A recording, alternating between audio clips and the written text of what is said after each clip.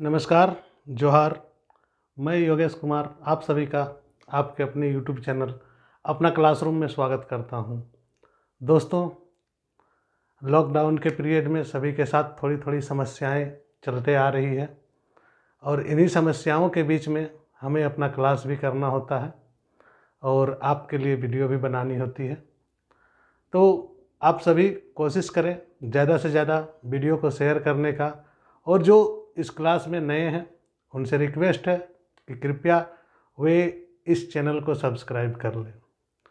आज हम लोग झारखंड लोक सेवा झारखंड कर्मचारी चयन आयोग के तहत जो मुख्य टॉपिक है उन टॉपिक को आज से शुरू करने जा रहा हूँ। ये मुख्य टॉपिक क्या है? तो यहाँ की जनजातियाँ। यहाँ की जनजातियाँ कहने का मतलब है कि झारखंड में निवास करने वाले वे तमाम जनजातियाँ जिनका मैं अलग अलग सेपरेट वीडियो बनाने जा रहा हूँ, और आज से लगातार ये वीडियोज पब्लिश होंगे। और आप सभी का मैं जानता हूँ कि जिस प्रकार से पहले से वीडियो देखते आ रहे हैं उसी प्रकार से देखते रहेंगे। दोस्तों, थोड़ी बहुत परेशानी थी जिस कारण से कुछ अपडेट हुआ और लेट हुआ आपका वीडियो देने में। तो चलते हैं उस लेट को भरपाई करते हैं और ज़्यादा से ज़्यादा क्लासेस शुरू करते हैं। तो आज हम लोग जनजातियों के संबंध में जो क्लास है उससे संबंधित सीरीज 1 आज से हम लोग चला रहे हैं। यहाँ पर हम लोग बात करेंगे किन जनजातियों की? तो मूल रूप से झारखंड में निवास करने वाले वे सारी जनजातियाँ, चाहे वह आदिवासी हो या आदिम जनजाति हो। यहाँ जनजातियों के संदर्भ में कुछ शब्द आते हैं जिन शब्दों को जानना आवश्यक होता है। तो कहीं कहीं लिखा हुआ होता है कि वनवासी या आदिवासी या आदिम जाति या गिरिजन। तो इसका मतलब क्या होता है, इसे पहले समझ लेते हैं। आदिवासी का मतलब होता है कि जो आदिकाल से झारखंड में निवास कर रहे हैं या जो आदिकाल से यहाँ निवास करते आ रहे हैं उसे हम आदिवासी कहते हैं। वनवासी कहने का मतलब क्या है? यानी कि जो वनों में निवास करते हैं उन्हें वनवासी कहते हैं। तो आदिवासी लोग मूलतः वनों में निवास करते हैं और वह मूल शहर से दूर निवास करना ज़्यादा पसंद करते हैं। वही उनकी मूल भूमि है और उन्हीं भूमि पर वे निवास करते हैं। आदिम जाति कहने का मतलब, आदिम मतलब बहुत ही प्राचीन से ये लोग कहीं पर निवास कर रहे हैं और बहुत ही प्राचीन रूप में यह जनजाति यहाँ पर सर्वाइव कर रही है। इसके बाद है गिरिजन। गिरिजन का मतलब होता है, गिरि मतलब वैसे शाब्दिक अर्थ को देखेंगे तो गिरि तो ऐसे पहाड़ को कहते हैं, परंतु गिरिजन का मतलब होता है उन स्थानों में निवास करने वाले जो पहाड़, पर्वत, कंदराओं या जंगल के बीच में घिरा हुआ हो। तो इस प्रकार से हम आदिवासी और जनजातियों का हम परिभाषित करते हैं। दोस्तों देखिए, झारखंड का जो मूल बात है वह यह आप सभी जानते होंगे या आप सभी ने सुना होगा कि झारखंड आदिवासियों की भूमि है। कहने का मतलब यह है कि यहाँ पर सबसे ज़्यादा आदिवासियों का निवास रहा है प्राचीन काल से ही। तो जब यहाँ पर सदान लोग आए, जब सदान लोगों का आगमन होता है उसके बाद उनकी जनसंख्या भी यहाँ पे आई और वे भी आदिवासी संस्कृति में, उनके त्योहारों में घुलते मिलते गए और इस प्रकार से वे लोग यहाँ भी निवास करने लगे। तो दोस्तों, हमारे यहाँ झारखंड में कुल मिला के 32 जनजातियाँ निवास करती है। 32 जनजातियाँ यहाँ पर निवास करती है, जिसमें से 24 जनजातियाँ हैं और 8 आदिम जनजातियाँ हैं। यानी कि 24 उसमें जनजातियाँ हैं और 8 जो है वह आदिम जनजाति की श्रेणी में आते हैं। 2011 की अगर जनगणना को देखेंगे, 2011 की जनगणना को अगर ध्यान देंगे तो उस अनुसार जनजातियों की कुल संख्या 86,45,042 है। यानी कि 86,45,042 है। इनकी कुल संख्या जो है 86,45,042 है। इसमें आदिम जनजातियों की क्या संख्या है? तो 1,92,425 जो है वह आदिम जनजातियों की जनसंख्या है। इसी आधार पर जनजातीय जनगणना के आधार पर झारखंड का जो मूल जाति है और किन जनजातियों की जनसंख्या कितना प्रतिशत है वह भी निकाला जाता है। तो इसके आधार पर जो सबसे बड़ी जनजाति है, यानी कि सबसे बड़ी जो जनजाति है वह हमारा संथाल जनजाति है, जो कि पूरे झारखंड में 35% में निवास करती है। 35% में निवास करती है कौन सी जनजाति? संथाल जनजाति। इसके पश्चात हमारा आता है उरांव का जो कि 18.14% पर अपना अस्तित्व बनाए हुए है दूसरे पोजीशन पर। तीसरे पोजीशन पर हमारा आता है मुंडा जनजाति, जो कि 14.56% के साथ तीसरे नंबर पर है। और हो जनजाति, जिसकी जनसंख्या और का परसेंटेज है 9.23%, यानी 9.23%। इसी प्रकार का खरवार है 3.83%, लोहरा 2.55%, खड़िया 2.14%, भूमिज 2.05% और गोंड 1.46 और लास्ट महाली का हम लोग देखते हैं। तो ये तो 2011 की जनगणना के अनुसार हमारे जनजातियों की जो परसेंटेज है उसके बारे में हम जानते हैं। दोस्तों, यहाँ से भी प्रश्न पूछे जाते हैं, लेकिन आज हम लोग जो मूल बात करेंगे वह सारी बातें आएंगी फिर से। तो आज जो हम मूल बात करेंगे वह मूल बात है संथालों से संबंधित, यानी कि संथाल जनजाति के बारे में आज हम लोग बात करने जा रहे हैं। तो संथाल जनजाति क्या है और संथालों की संस्कृति कैसी है, संथाल किस जगह से आए, कैसे निवास किए और इनकी सामाजिक रीति रिवाज क्या है, इन सभी बातों पर हम लोग आज विस्तार से चर्चा करेंगे इस क्लास में।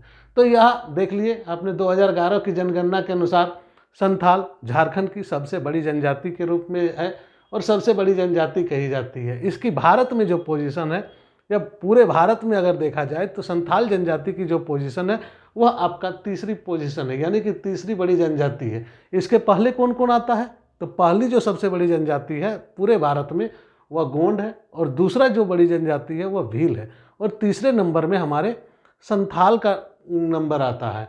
और ये लोग निवास कहाँ करते हैं? तो संथाल परगना और दामिनी कोह का क्षेत्र। अगर दामिनी कोह का क्षेत्र का मतलब क्या हो गया? आप दामिनी कोह का अगर क्षेत्र कहेंगे तो कौन सा क्षेत्र आपका समझ में आता है, ये चीज़ आपको जानेंगे। तो यहाँ पर संथाल परगना का क्षेत्र में, तो क्योंकि संथाल का नाम से ही संथाल परगना का क्षेत्र हो जाता है, और दामिनी कोह कहने का मतलब हो जाता है कि राजमहल की पहाड़ी क्षेत्र, जो राजमहल की पहाड़ी क्षेत्र है उन क्षेत्रों में इनका मूल निवास स्थान है। इसके अलावे भी संथाल लोग, इसके अलावे भी आपका धनबाद, हजारीबाग, बोकारो, गिरिडीह, सिंहभूम और जो है अन्य क्षेत्रों में ये फैले हुए हैं। तो संथालों की जनसंख्या के आधार पर देखेंगे तो कुल मिलाकर अगर हम कहें कि झारखंड के तमाम राज्यों में इनकी जनसंख्या फैली हुई है तो किसी प्रकार का अतिशयोक्ति नहीं होगा, क्योंकि संथाल लोग मूल रूप से अभी सभी स्थानों में निवास कर रहे हैं और सभी जगह इनका निवास बना हुआ है और ये सभी जिलों में रहते हैं। इनकी प्रजाति विशेषता क्या है? तो ये प्रोटो ऑस्ट्रेलाइड टाइप के हैं, यानी कि जैसे आम हम लोग के यहाँ झारखंड के निवासी होते हैं, बस उसी प्रकार के इनकी भी प्रजाति है, यानी कि रेस यही है। यह जनजाति जो मूल रूप से अभी जो बसे हुए हैं या एक किसानों का समूह के रूप में बसे हुए हैं, यानी जहाँ भी ये लोग बसे हैं एक तरह से एक प्रकार से कहेंगे कि वे किसानों के समूह के रूप में अपने आप को स्थापित किए हुए, यानी कि ये कृषि कार्यों में संलग्न है और कृषि कार्य ये लोग कर रहे हैं। यहाँ पर देखेंगे आप, इसका जो संस्थापक है, यानी कि संथाल जनजाति का जो संस्थापक है, यानी कि संथालों का जो संस्थापक है, उसे हम लुगु बुरु के नाम से जानते हैं। लुगु बुरु या लुगु बुरु जो है, इन्होंने ही संथाल की स्थापना की थी, या संथाल जनजाति का जो विकास है या संथाल जनजाति जहाँ से प्रारंभ होती है उस जड़ का नाम लुगु बुरु है। देखिए, हम आपको बताएंगे कि भारतीय संविधान के जो 92वां संशोधन हुआ था, यानी कि 92वां संशोधन जो हुआ था 2002 में, उसी आधार पर इन लोगों की जो भाषा है संथाली भाषा को आपका जो 8वीं अनुसूची में शामिल किया गया, और यह 2004 में हमारा 8वीं अनुसूची में संथाली भाषा को शामिल किया गया। और 8वीं अनुसूची में संथाली भाषा को शामिल कब किया गया? तो 2004 में। 92वां संविधान संशोधन 2002 के आधार पर 2004 में संथाली भाषा को 8वीं अनुसूची में शामिल किया गया। दोस्तों, इनका समाज कैसा होता है इस बारे में जानेंगे और समाज और संस्कृति के बारे में जानेंगे। तो इनका समाज मूल रूप से 12 गोत्रों में विभाजित है। जो 12 गोत्र है उसे किल कहा जाता है, और ये लोग 12 गोत्रों में विभाजित है, और जो उपगोत्र बोलते हैं या खूंट बोलते हैं उसकी संख्या 144 है। यानी कि संथाल 12 गोत्र के साथ 144 खूंटों में विभाजित है, और इनके जो 12 गोत्र है उसमें 4 हड़ों में विभाजित फिर से किया गया है। यानी कि 4 हड़ कहने का मतलब क्या है कि 4 भाग में उनका विभाजित किया है, जो कि संथाल समाज में क्या क्या है और क्या क्या करना है उनको, इस बारे में यह बताता है। तो इन्हें लोग क्या, इसमें से जो 4 हड़ों में बटा गया है, इसमें से पहला नाम आता है किस्कू का। तो किस्कू किसको कहते हैं? जो संथालों का राजा प्रजाति के थे, यानी कि जो राजा किस्म के थे, उन्हें किस्कू कहा जाता है। पुजारी किस्म के जो पुजारी किस्म के थे, उन्हें क्या कहा जाता है? तो उन्हें मुर्मू कहा जाता है। और जो सिपाही थे वे सोरेन कहा जाता था। यानी कि सिपाही सोरेन। और मुरुड़ी जो होता था एक प्रकार का आपका कृषक होता है। यानी कि मुरुड़ी हड़ का जो होता है वह कृषक हड़ का होता है। यानी कि 4 हड़ों में उन्होंने अपने आप को बांट के रख दिया। 4 हड़ कहने का मतलब है किस्कू राजा हो गया, मुर्मू पुजारी हो गया, सोरेन सिपाही हो गया और मुरुड़ी जो है वह कृषक हो गया। इन लोगों में विवाह का बहुत सारे प्रकार प्रचलित है, विवाह के बहुत सारे प्रकार प्रचलित हैं, लेकिन उनमें से जो किरिंग बापला है वह सर्वाधिक प्रचलित विवाह है। किरिंग बापला सर्वाधिक प्रचलित विवाह के अंतर्गत आता है। किरिंग बापला में क्या होता है इस बारे में भी जानेंगे, और अन्य जो विवाह का जो नियम है इन लोगों का उस बारे में भी जानेंगे। तो इसके अलावा यहाँ पर किस किस प्रकार का विवाह प्रचलित था उन बारे में भी हम लोग ध्यान देंगे। तो इनके पास जो है किरिंग बापला है, गोलाइटी बापला है, टुनकी दिपिल बापला है, जर्दी बापला है, अपगीर बापला है, इच्छुतु बापला है। ये सारे विवाह के प्रकार हैं इन लोगों के बीच में। हमको लग रहा है जैसे कि हमारा समाज शास्त्र के अनुसार जो 16 प्रकार के विवाह यहाँ जो वर्णन किया गया है वह सारे विवाह का वर्णन यहाँ पर है, लेकिन किरिंग बापला का सबसे ज़्यादा महत्व है। किरिंग बापला में होता क्या था? किरिंग बापला में माता पिता की रजामंदी से जब वर वधू को आशीर्वाद मिलता था तो उसे किरिंग बापला कहा जाता था। यही है किरिंग बापला का मूल सिद्धांत, और इसी को हम लोग जो है मूल रूप से विवाह का प्रचलन मानेंगे संथालों में। इसके अलावा भी गोलोट विवाह जैसे कि जानते हैं कि उसका इधर का लड़की उधर और उधर का लड़का इधर, इस प्रकार से भी विवाह होता था। तो वो सारी चीज़ें हम लोग जानते हैं ऑलरेडी, उन्हें हम यहाँ चर्चा नहीं करेंगे। चलते हैं इनके सामाजिक जीवन में। देखिए, सबसे ज़्यादा प्रश्न पूछा जाता है इनका युवा गृह का क्या नाम है। तो युवा गृह का नाम घोटुल है। यानी कि संथालों का जो युवा गृह है उसे घोटुल कहा जाता है, और ग्राम प्रधान को मांझी इसका ग्राम प्रधान होता है, और उप ग्राम प्रधान प्राणिक या प्रमाणिक के नाम से जाना जाता है, और मांझी के जो सहायक होते हैं उसे जोग मांझी कहा जाता है। गांवों का जो संदेश वाहक के रूप में कार्य करते हैं उस संदेश वाहक को गुड़ायत या गुड़ेत कहते हैं। और आषाढ़ महीना में संथालों का पर्व प्रारंभ होता है। यानी कि आषाढ़ महीना से संथालों का जो वार्षिक पर्व होता है वह सारे पर्व यहाँ पर शुरू हो जाते हैं। और क्या क्या पर्व होता है इनके बीच में ये चीज़ जान लेंगे। इसको बा पर्व होता है, यहाँ पर बा पर्व होता है, यहाँ पर कर्मा पर्व होता है, यहाँ पर एरक पूजा होता है, यहाँ पर बांधना होता है, सोहराय होता है, सकरात होता है, बाहा होता है। यही सब जो संथालों का मूल त्यौहार के रूप में जाना जाता है। ये सारे संथालों का मूल त्यौहार के रूप में जाना जाता। दोस्तों, हमने यहाँ पर देखा कि जो त्यौहार है उन त्यौहारों के बारे में, इन त्यौहारों के बारे में और भी अच्छा से चर्चा किया जाएगा। इसमें एक चीज़ है कि आपका इनका जो सबसे प्रमुख देवता है उसे मारांग बुरु के नाम से जाना जाता है। और संथालों का जो प्रमुख स्थान होता है जहाँ पर वे पूजा करते हैं उसे जाहिर एरा कहता है।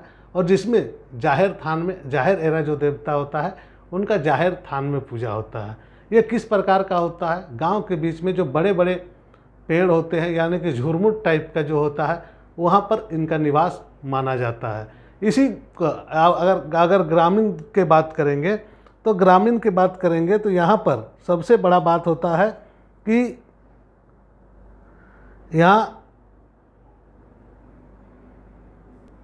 यहाँ के सभी ग्रामीण इस क्षेत्र में जाते हैं, इस स्थान पर जाके पूजा करते हैं।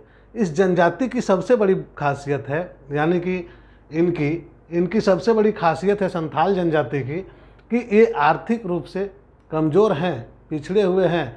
ये लोग खेतिहर हैं, किसानी करते हैं। खेती पर आधारित है, यानी कि इनकी अर्थव्यवस्था पूरी तरह से खेत और किसानी पर आधारित है। और ये लोग किसानी करते हैं, हड़िया का निर्माण करते हैं। हड़िया एक प्रकार का पेय पदार्थ होता है, जैसा कि हम लोग जानते हैं, और यह पेय पदार्थ नशीला होता है जो चावल से बनाया जाता है। तो हड़िया का निर्माण में भी ये लोग प्रमुख हैं। ये लोग बुनाई कला में निपुण होते हैं, और बुनाई कला में निपुण होने के कारण ये लोग तरह तरह के चीज़ें, बांस की हो या टोकरी हो या कई प्रकार की चीज़ें हैं जिनका बुनाई करते हैं और वह मार्केट में ये लोग बेचते हैं। देखिए, इनका जो प्रधान देवता है उसे सिंगबोंगा कहते हैं, और ये उन्होंने सृष्टि का रचयिता माना है। और मारांग बुरु उनका दूसरा देवता है। मारांग बुरु उनका दूसरा देवता है, और मारांग बुरु का जो निवास स्थान है उसी के बारे में हमने बताया कि झुरमुट है।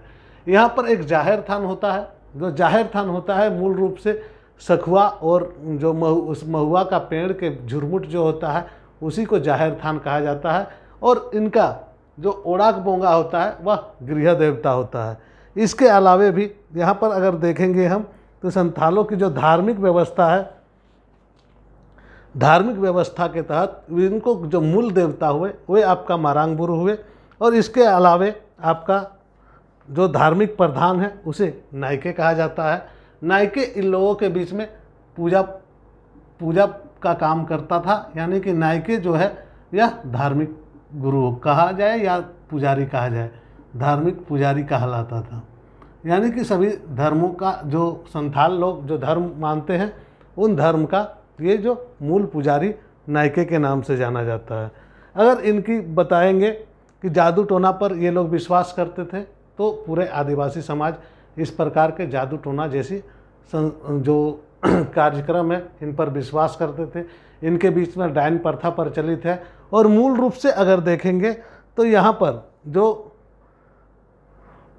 शव को दफनाने की जो प्रक्रिया है, यानी कि शव को जो दफनाने की जो क्रिया है यह यहाँ पर मिलती है। यानी कि संथालों को जलाने और दफनाने दोनों ही प्रकार की जो अंतिम संस्कार होता है वह देखने को मिलता है। यानी कि वह यह अंतिम संस्कार में जलाते भी हैं और दफनाते भी हैं। तो यहाँ पर क्या है, दो चीज़ें देखेंगे। जो जादू टोना होता है, जो जादू टोना होता है उसका विशेषज्ञ भी स्त्रियां ही होती हैं। कहने का मतलब है जादू टोना वगैरह पे जो विश्वास करती है वह स्त्रियां हैं, और स्त्रियों के ही विश्वास पर जादू टोना का कार्यक्रम जो होता है वहाँ पर हो जाता है।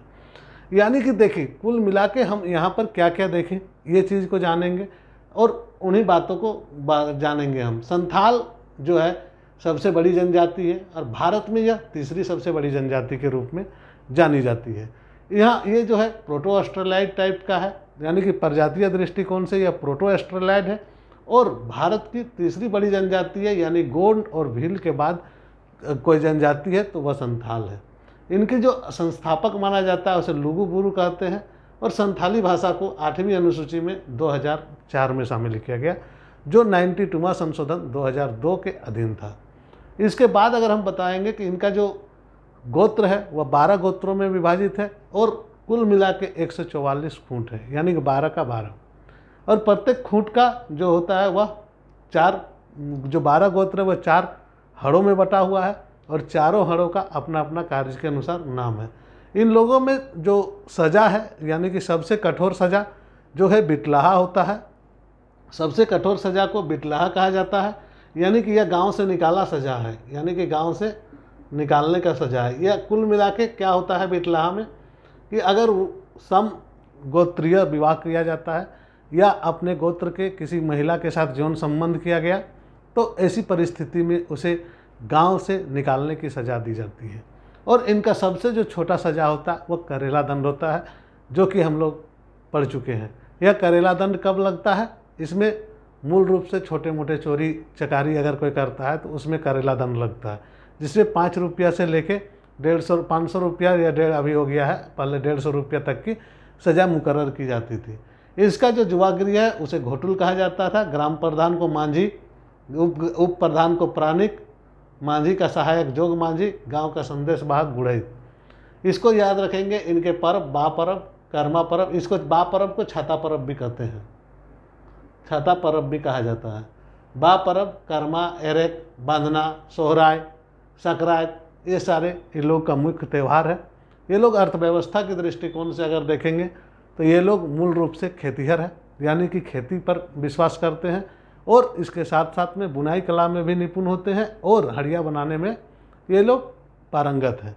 हड़िया क्या होता है? तो एक प्रकार का चावल का जो है चावल को सड़ा के बनाया जाता है या पचा के बनाया जाता है, वो एक नशीला पेय पदार्थ है। इन लोगों में कॉम्ब कट चित्रकला इनकी जो है एक विशेष पद्धति की चित्रकला है, जो कि इनके जो विशेषता को झलकाता है। यानी कि कॉम्ब कट चित्रकला जो है इनकी एक विशेष प्रकार की चित्रकला है। जिस प्रकार से कोबहर चित्रकला है उसी प्रकार से कॉम्ब कट चित्रकला भी है। और यहाँ पर इन लोगों का जो गोंदना गोदवाने का जो प्रचलन है यह प्रचलित है इन लोगों में। ये लोग गोंदना गोदवाना पसंद करते हैं और पुरुषों के हाथों में सिक्के के आकार का यानी कि सिक्के के सिंबल का गोंदना बहुत ही ज़्यादा फेमस है। तो दोस्तों, आज का क्लास आप लोगों को कैसा लगा? आशा करता हूँ कि अच्छा ही लगा होगा। तो आप लोग कमेंट करेंगे, वीडियो को लाइक कर देंगे, ज़्यादा से ज़्यादा बच्चों तक पहुँच जाए ये कोशिश करेंगे। जेपीएससी की परीक्षा जब होगी तब आपको ये सारे क्लासेस बहुत ही फ़ायदा देने जा रहे हैं। दोस्तों, जोहार, जय हिंद, जय भारत।